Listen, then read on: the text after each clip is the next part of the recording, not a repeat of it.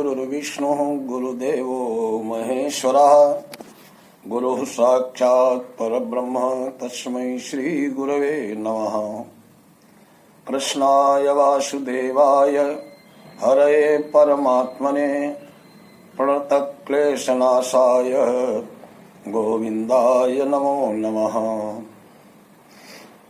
कृष्णाय वासुदेवाय हरये परमात्मने नंदगोपकुमाराय गोविंदाय नमो नमः। पुत्रदा एकादशी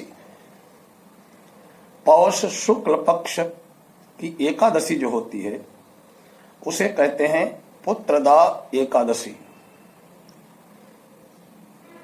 धर्मराज युधिष्ठिर ने पूछा कि हे कृष्ण, आप पौष माह के बारे में समझाइए, पौष माह के व्रत के बारे में समझाइए। इसमें जो पुत्रदा एकादशी है शुक्ल पक्ष की, इस दिन कौन से देवता का पूजन होता है और उसकी विधि क्या है, इस पर भगवान श्री कृष्ण ने कहा है राजन, पौष शुक्ल पक्ष की एकादशी का नाम पुत्रदा एकादशी है। इसका पूजन विधि पूर्वक करना चाहिए। इस व्रत में नारायण भगवान की पूजा करनी चाहिए। इसके पुण्य से मनुष्य तपस्वी, विद्वान और लक्ष्मीवान होता है। इसकी मैं एक कथा कहता हूं, उसे ध्यान पूर्वक सुनो। भद्रावली नगरी में सुकेतुमान नाम का राजा राज्य करता था। वो निपुत्र था, उसके कोई संतान नहीं थी। उसकी स्त्री का नाम था शैव्या। वो सदैव निपुती होने के कारण चिंतित रहती थी। इस पुत्रहीन राजा के पितर रो रो कर पिंड लेते थे और सोचा करते था इसके बाद अब हमें कौन पिंड देगा। इधर राजा को भी राज्य वैभव से संतोष नहीं होता था। इसका एकमात्र कारण उसके स्वयं का पुत्रहीन होना था। वो विचार करता था कि मेरे मरने पर मुझे पिंड कौन देगा।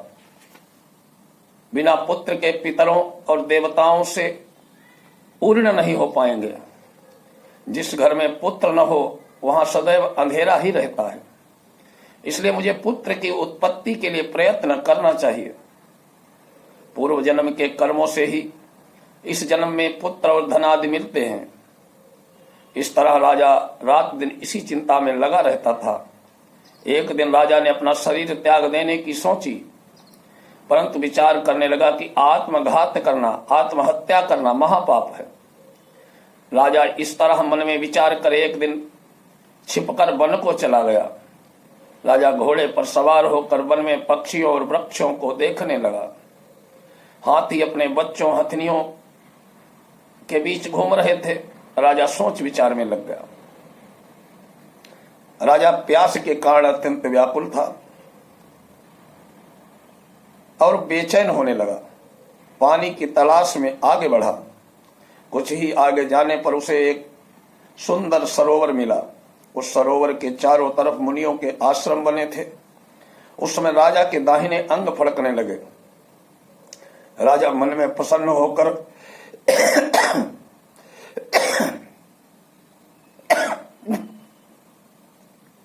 सरोवर के किनारे बैठे मुनियों को देखकर घोड़े के नीचे उतरा, दंडवत करके उनके सन्मुख बैठ गया।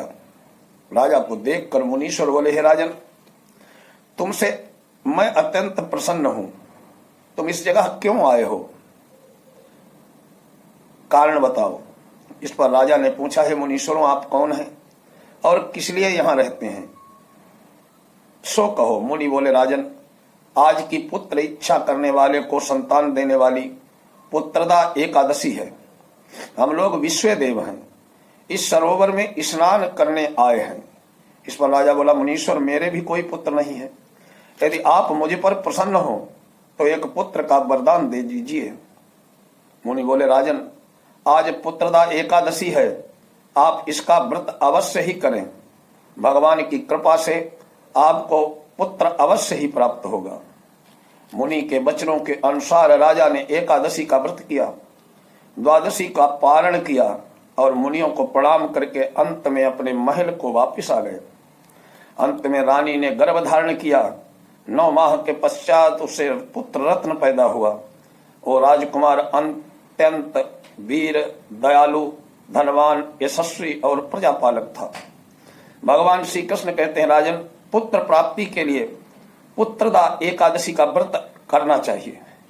जो मनुष्य इसका महात्म्य श्रवण करते हैं या पढ़ते हैं उसको स्वर्ग मिलता है। इस कथा का सार यह है कि पुत्र न होना बड़ी दुखपूर्ण स्थिति है। उसमें भी दुखपूर्ण है पुत्र का कुपुत्र होना। अतः सर्वगुण संपन्न और सुपुत्र पाना दुर्लभ है। ऐसा पुत्र उन्हें ही प्राप्त होता है जिन्हें साधु जनों का आशीर्वाद प्राप्त हो, जिनके मन में ईश्वर की भक्ति हो। इस कलयुग में सुयोग्य पुत्र प्राप्ति का उत्तम साधन है कि पुत्रदा एकादशी का व्रत। बोलिए श्री लक्ष्मी नारायण भगवान की जय।